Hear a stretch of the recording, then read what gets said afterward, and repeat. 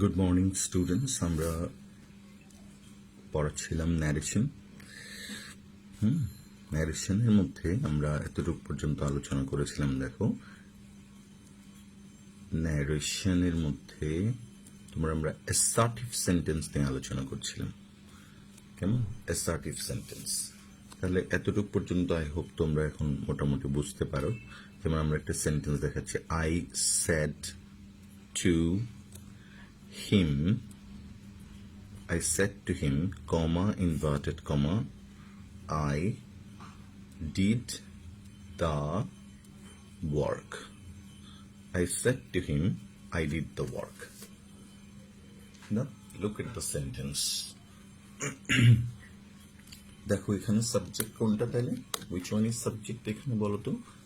I, reporting verb হচ্ছে said to, inverted comma এটাকে বলে অবজেক্ট, আর এটাকে আমরা বলি ইনভার্টেড কমাস, আর এটাকে আমরা বলি রিপোর্টেড স্পিচ। মনে আছে প্রথম ক্লাসে বলেছিলাম এই 5টা পার্ট। তাহলে এটা হচ্ছে কি সাবজেক্ট, তারপরটা হচ্ছে রিপোর্টিং ভার্ব, তারপরটা হচ্ছে অবজেক্ট, এরপর এটা হচ্ছে ইনভার্টেড কমাস, এরপর এটা হচ্ছে রিপোর্টেড স্পিচ। এখন আমরা প্রথমে এই স্পিচটাকে দেখব, রিপোর্টেড স্পিচ। এটা কি? এটা হচ্ছে সাবজেক্ট আর এটা হচ্ছে ভার্ব। যদি কোনো রিপোর্টেড স্পিচে সাবজেক্ট প্লাস ভার্ব থাকে, তার মানে এটা হচ্ছে অ্যাসার্টিভ সেন্টেন্স।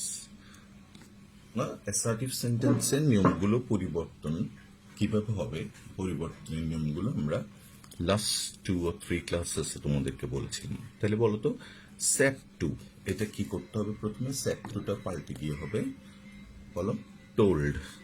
সেড টু পাল্টে গিয়ে হবে told. কেমন?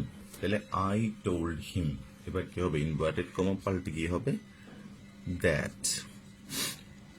তাহলে হয়ে গেল I told him that আইটা কোন পার্সন? মনে আছে একটা সূত্রের কথা আমরা বলেছিলাম, SON 1 2 3। তাহলে 1 কি? সাবজেক্ট। দেখো এটা হচ্ছে ফার্স্ট পার্সন আইটা। কেমন? তাহলে আইটা কি দেখে পরিবর্তিত হবে? সাবজেক্ট দেখে পরিবর্তিত হবে। সাবজেক্টে কি আছে? আই।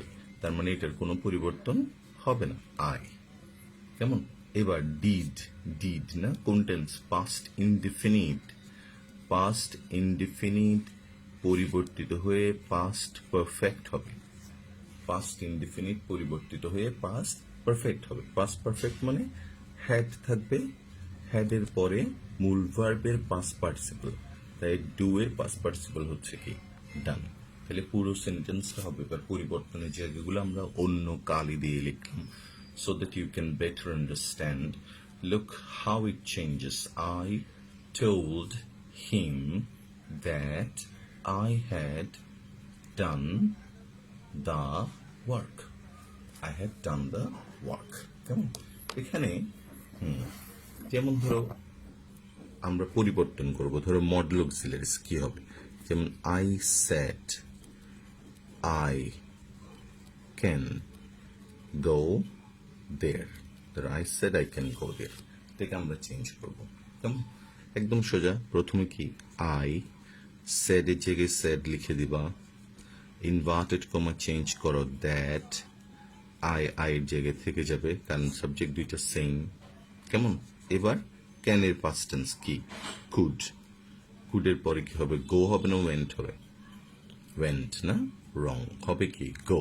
কারণ মডেল অক্সিলারিজ এর পরে কখনো পাস্ট ফর্ম ব্যবহৃত হতে পারে না, এই জন্য বলতে হবে আই কুড গো। আর এখানে দেয়ারটা থেকে যাবে। মনে আছে আমরা বলেছিলাম হিয়ার থাকলে দেয়ার হবে, দেয়ার থাকলে না, হিয়ার থাকলে দেয়ার হবে।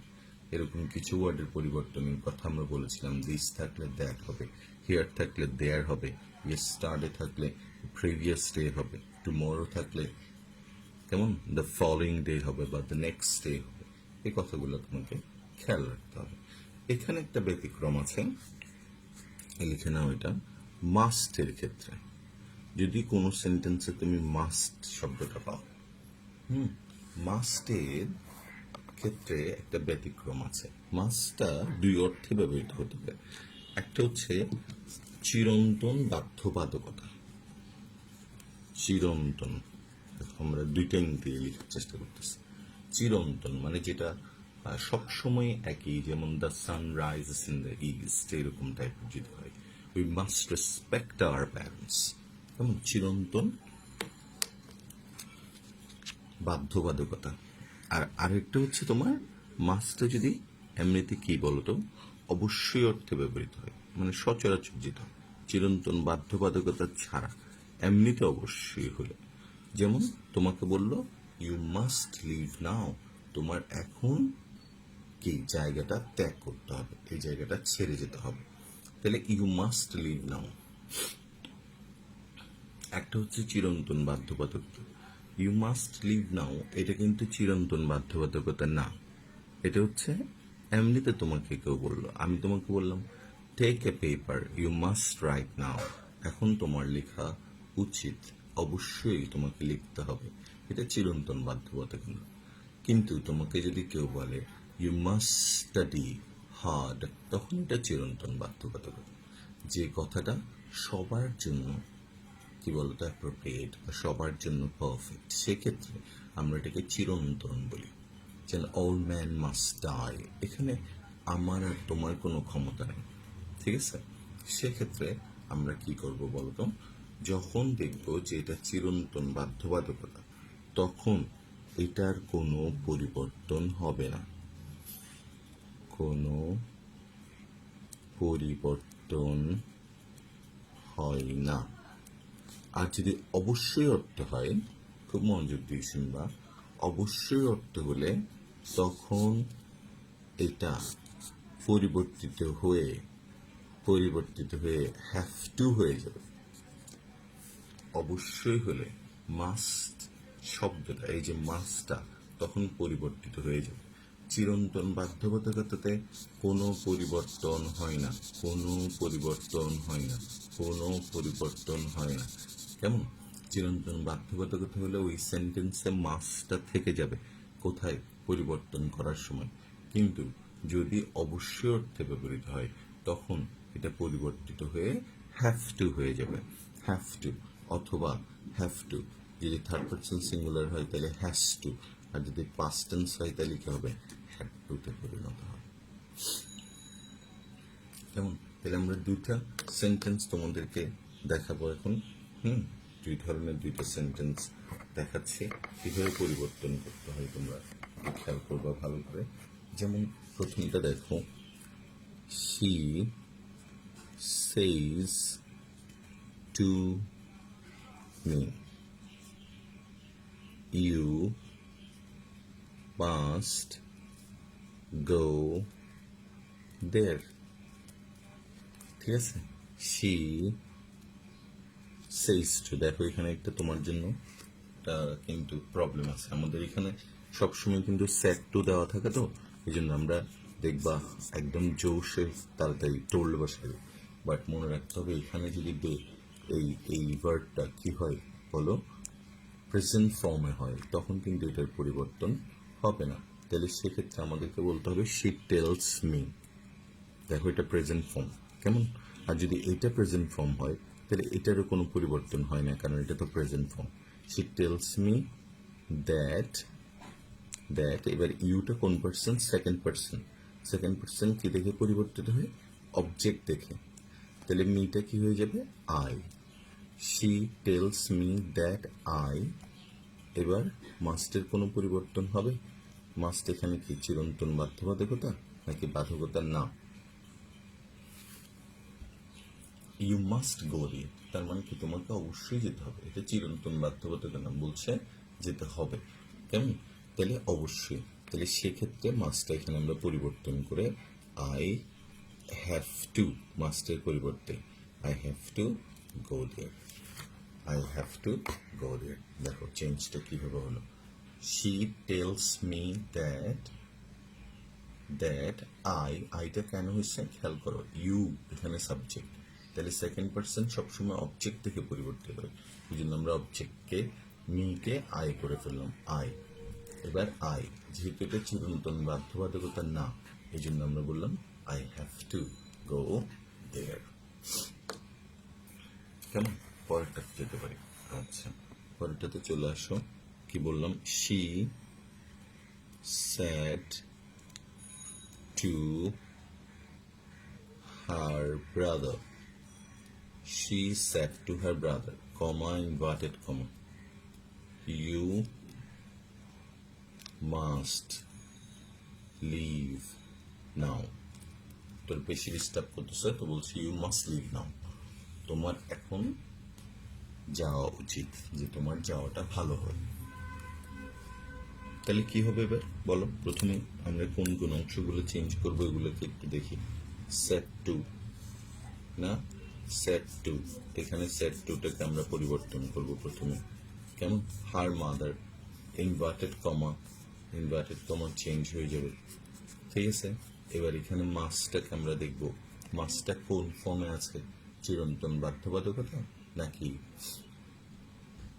এমনিতে আছে? চিরন্তন বাধ্যবাধকতা না, এটা তাহলে এটা চেঞ্জ হবে, তাহলে এটা পরিবর্তন হয়ে কি হবে, হ্যাভ টু ভার্বটাকে আনতে হবে। কারণ কি আনতে হবে আমরা দেখব। প্রথমে সেট টু পাল্টে গিয়ে কি হবে, টোল্ড। প্রথমটা বুঝছো, she told her brother, কেমন? ইনভার্টেড কমা উঠে গেল, দ্যাট, কেমন? ইউটা কোন পার্সন? সেকেন্ড পার্সন, তাহলে সেকেন্ড পার্সন কি দেখে পরিবর্তিত হবে, অবজেক্ট, কেমন? এই হার ব্রাদার কি ছেলে না মেয়ে? ছেলে, তাহলে কি হবে, ইউ পাল্টে গিয়ে হবে হি। এবার মাস্টের পরিবর্তে কি, হ্যাভ টু, কিন্তু হ্যাভ টু তো হবে না, কারণ কি এটা পাস্ট টেন্সে, তাহলে এখানে হ্যাভটাকে কি করে দিতে হবে, হ্যাড টু। এবার লিভ, আরো প্রবলেম আছে, কি বলতো, লিভ কি, নাওটা চেঞ্জ হয়ে কি হয়ে যাবে, হয়ে যাবে দেন। ওকে, তাহলে পুরো সেন্টেন্সটা এবার দেখো, she told her brother that she had to leave, না, he had to leave then, যে তাকে এখনই এটা ছেড়ে যেতে হবে। ওকে, আচ্ছা, কিন্তু যদি তুমি এরকম দেখো মাই sister said to me, comma, inverted comma, my sister said to me, comma, inverted comma, কেমন? ঠিক আছে, we must respect the elders, এটা কি, we must respect the elders, এখানে মাস্টটা কি অর্থ ব্যবহৃত হয়েছে, চিরন্তন, না, চিরন্তন, এটা সবসময় সত্যি, we must respect our elders, the elders, তাহলে এটার কোনো পরিবর্তন আমরা করতে পারবো না। কেন করতে পারবো না? কারণ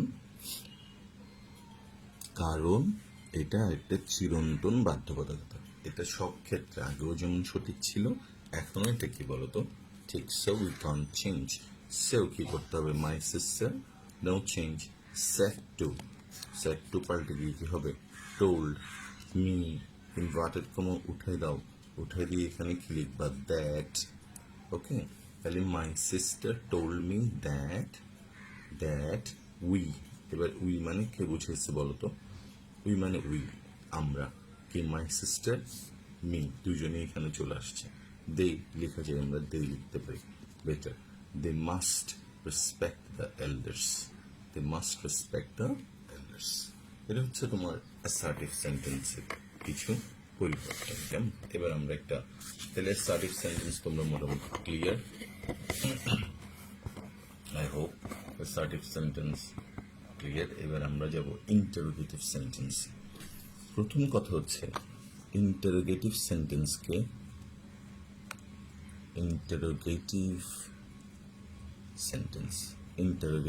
সেন্টেন্সের আরেকটা নাম কি, কোশ্চেন। কেমন?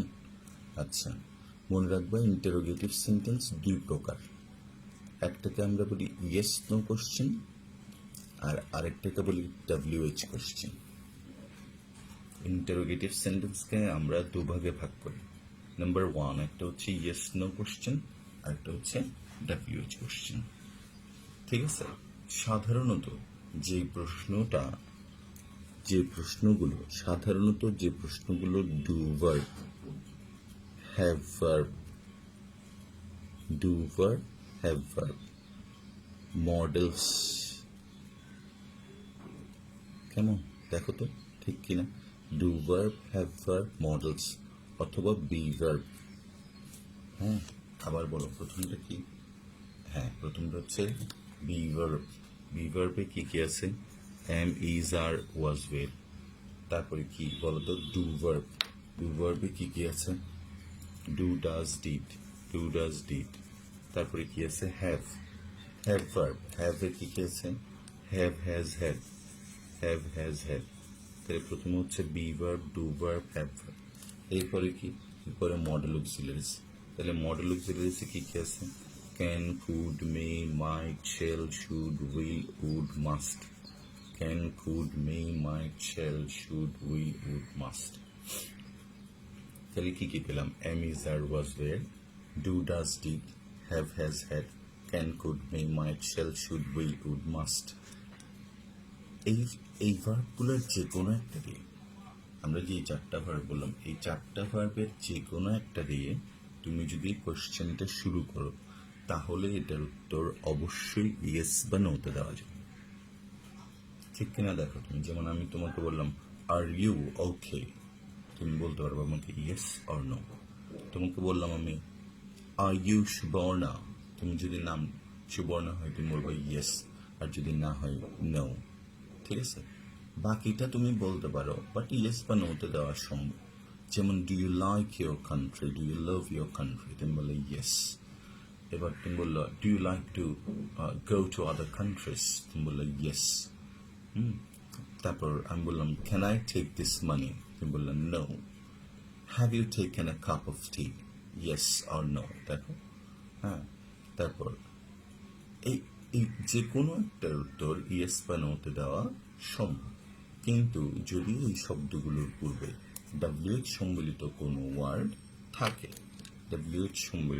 ওয়ার্ড থাকে, যেমন ওয়েন, হু, ওয়ের, হোয়াট, হাউ, না?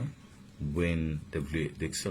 হু, ওয়ের, হোয়াট, হাউ, এই শব্দগুলো দিয়ে যদি কোনো সেন্টেন্স তুমি শুরু করো, তখন এটার উত্তর কোনোভাবেই ইয়েস বা নোতে দেওয়া সম্ভব না। যেমন তোমাকে যদি জিজ্ঞেস করা হয় যে when will you come, তুমি কি বলতে পারবা? ইয়েস। হ্যাঁ, দ্যাটস সো স্টুপিড। হ্যাঁ, তোমাকে যদি জিজ্ঞেস করা হয় where are you going, তুমি কোথায় যাচ্ছ, তোমাকে অবশ্যই প্লেসটার নাম বলতে হবে। I am going there, like that. Why did you love, তুমি কেন হাসছো, you have to give the reason. So when, who, where, what, how, why, এই শব্দগুলো থাকলে এটার উত্তর ইয়েস বা নোতে দেওয়া যায় না।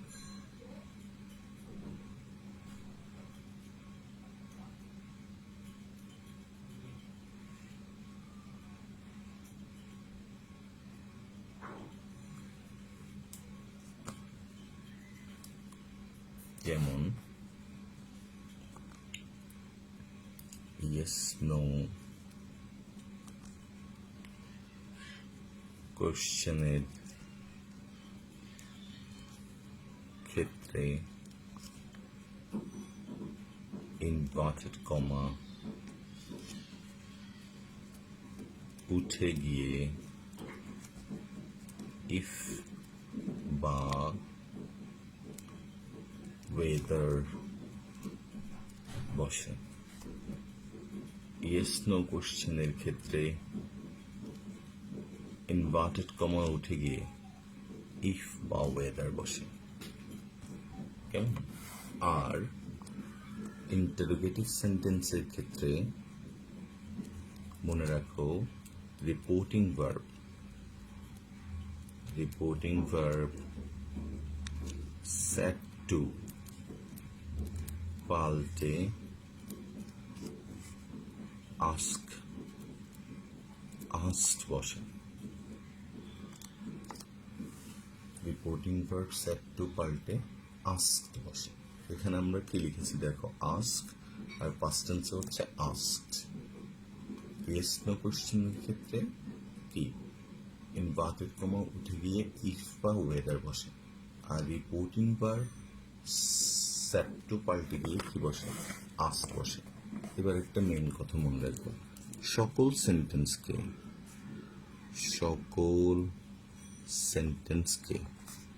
পরিবর্তন করে অ্যাসার্টিভ ফর্মে লিখতে হবে। অ্যাসার্টিভ ফর্মে লিখতে হবে।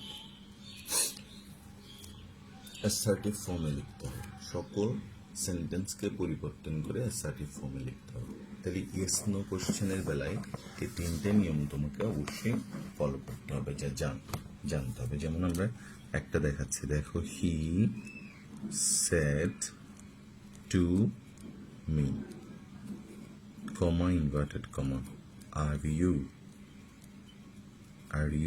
ইল। তাহলে তুমি প্রথমে দেখো এই সেন্টেন্সটা অ্যাসার্টিভ না, এটা কি ইন্টারোগেটিভ, কারণ এখানে প্রথমে কি আসছে, ভার্ব আসছে, তারপরে কি আসছে, সাবজেক্ট। কিন্তু এটাকে যদি আমরা একটু চেঞ্জ করে দিই, এটা কিন্তু অ্যাসার্টিভ হয়ে যাবে। কিরকম যেন, সাবজেক্টটাকে যদি আমরা সামনে নিয়ে দিই, তখন এটা হয়ে যাচ্ছে ইউ আর ই, তখন এটা হয়ে যাবে অ্যাসার্টিভ। এবার তাহলে মেইন কথাগুলো কি কি এটা দেখি আমরা।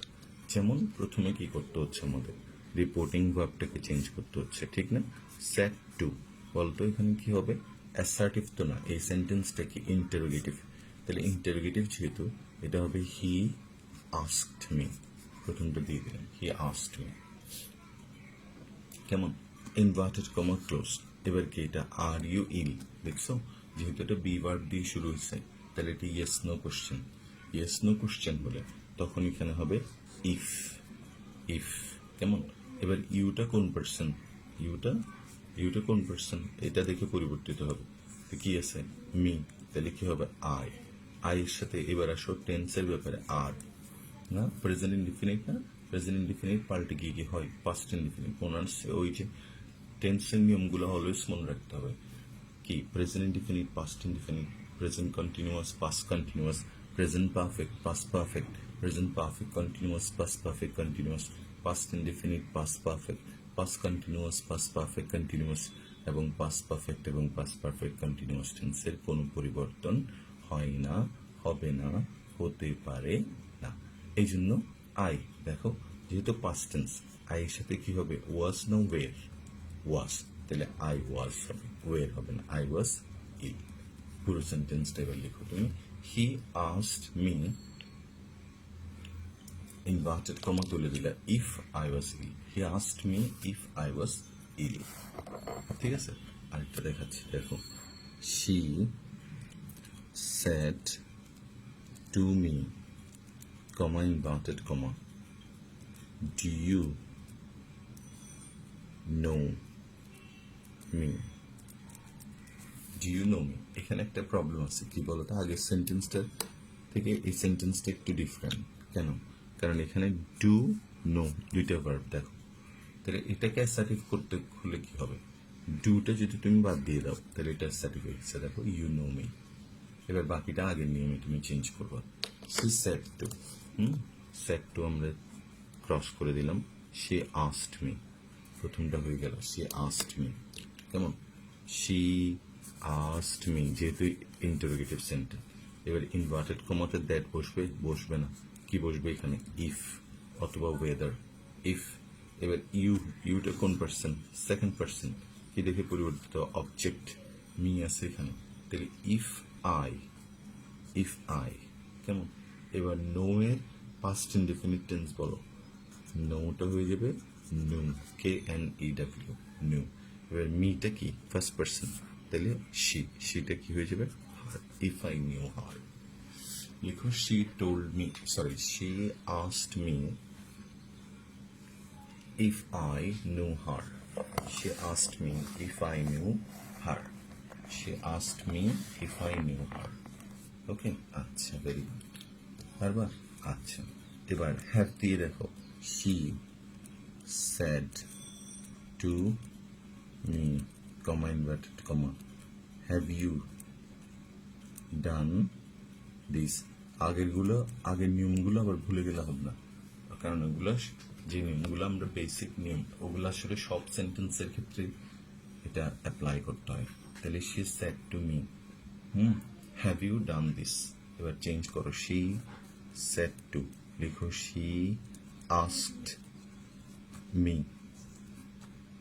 Inverted comma. এবার তুমি দেখলে এটা হ্যাভ দিয়ে শুরু হচ্ছে, হ্যাভ ইউ ডান দিস, তার মানে এটা কি ইয়েস নো কোশ্চেন, রাইট? তাহলে ইনভার্টেড কমা তুলে দাও, ইফ অথবা ওয়েদার, ওয়েদার বানানটা খেয়াল করবে, WHETHER, ইফ অথবা weather. she asked me if, এবার হ্যাভ ইউ ডান, ইউটা সামনে নিয়ে আসতে হবে, ইউটা কোন পার্সন? সেকেন্ড পার্সন, কি দেখে পরিবর্তিত হবে? অবজেক্ট মি, তাহলে আই, ইফ আই। এবার হ্যাভ ডান দেখো প্রেজেন্ট পারফেক্ট চেঞ্জ হয়ে past perfect, have done that হয়ে গেল। she asked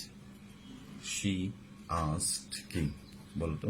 me, if I had done that, she asked me if I had done that, she asked me if I had done that। কেমন? কি কি দেখলাম? Have. এবার model of সিলারিস তো very easy, I said to her, comma inverted comma, me you do this